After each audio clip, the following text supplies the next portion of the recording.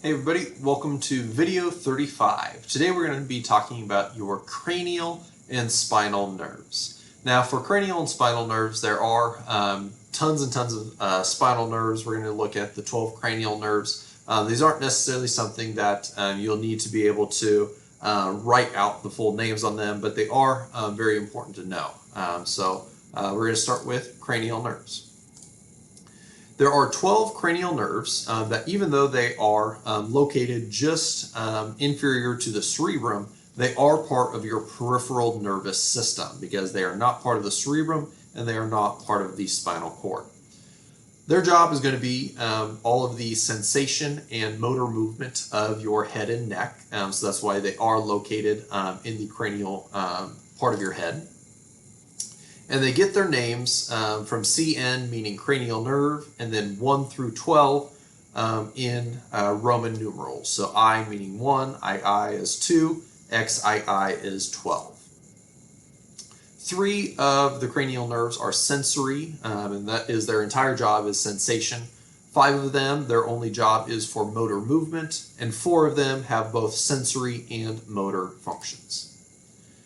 Generally, students traditionally have learned these 12 cranial nerves in order using a mnemonic, but cranial nerves 8 and 11 actually have had their names since changed, so the mnemonic I have isn't correct anymore for cranial nerves 8 and 11, although based on the name you may be able to remember them anyways. But for the names, we're going to go over the names on the next slide. Here's the mnemonic. On old Olympus's tower, tops a Finn and German viewed some hops. It goes something like that, or viewing some hops it might be. But you can see each of the names of the cranial nerves is going to correspond to the first letter in each word of this mnemonic. Another mnemonic used for remembering which ones are sensory, which ones are motor, and which ones are mixed is with this, where S stands for sensory, M stands for motor, and B means both. So some say marry money, but my brother says brains, beauty matter more. I know neither of them really make any sense, but that is the traditional mnemonic that students have used. So going from 1 to 12, cranial nerve number 1 is your olfactory nerve. Olfaction is going to be your sense of smell. Number 2, your optic nerve is going to be responsible for vision. 3 is oculomotor. Oculo, you think of eyes, motor being movement, so oculomotor is responsible for eye movements. Your trochlear nerve, cranial nerve 4, is also responsible for eye movements. Cranial nerve 5, your trigeminal nerve, is going to be responsible for chewing as well as face and tooth sensations.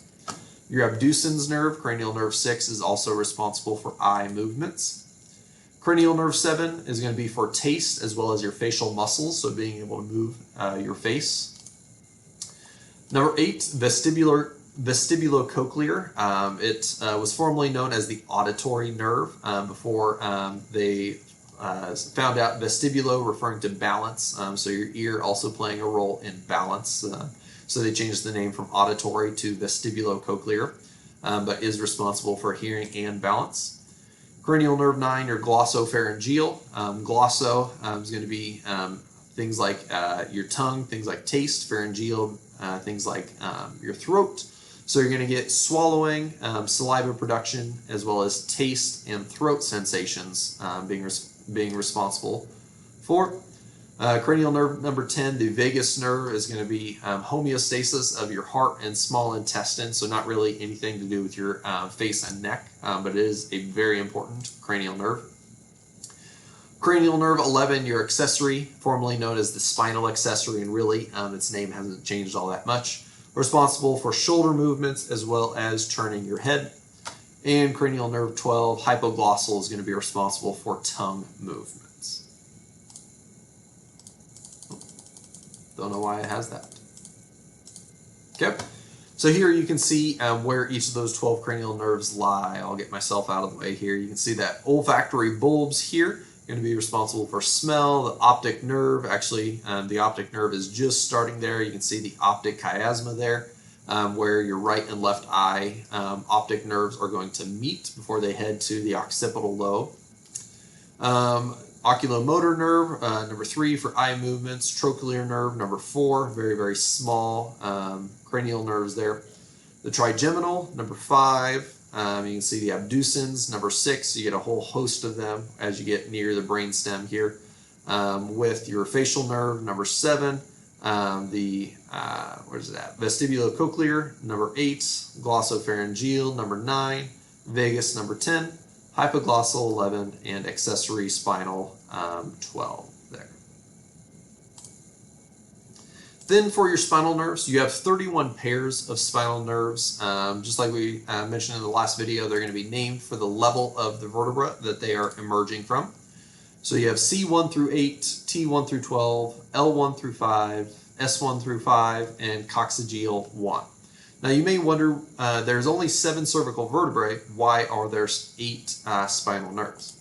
And the reason being is because C1 actually emerges superior of the atlas and inferior to the occipital bone. So each of these are actually going to emerge superior of the bone that they would be named for, hence why there are 8 cervical vertebrae. Spinal nerves.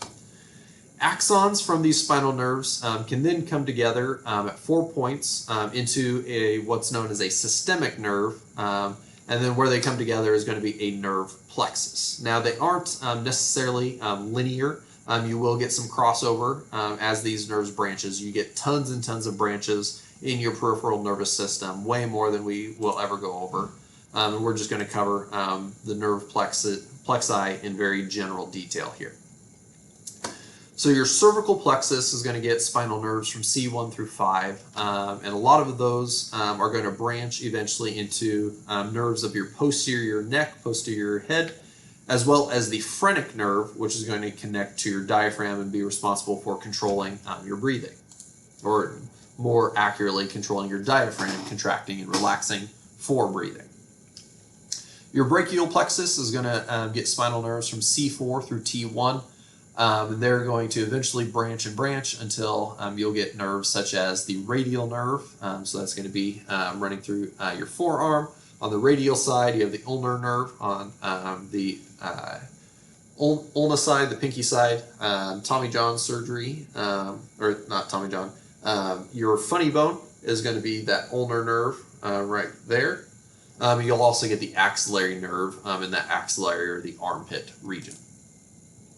The lumbar plexus will get spinal nerves from L1 through L5. They're going to be responsible for a lot of the nerves in your pelvis and the anterior leg, including the femoral nerve, which is extremely important. And you have this sacral plexus, which is going to get spinal nerves from L4 through S4 and does include the sciatic nerve. You may have know somebody that has sciaticus, which is a pinching of that sciatic nerve. So that is a very brief overview of the cranial and spinal nerves. When it comes to the spinal nerves, I'm going to expect you to know much less here. That's why I kept the spinal nerves and the nerve plexus very, very brief. Cranial nerves are much more important and something that you'll see sooner in your classes as you move on past beyond high school anatomy and physiology. So definitely spend much more time on those cranial nerves as you're going through this class, and let me know if you have any questions.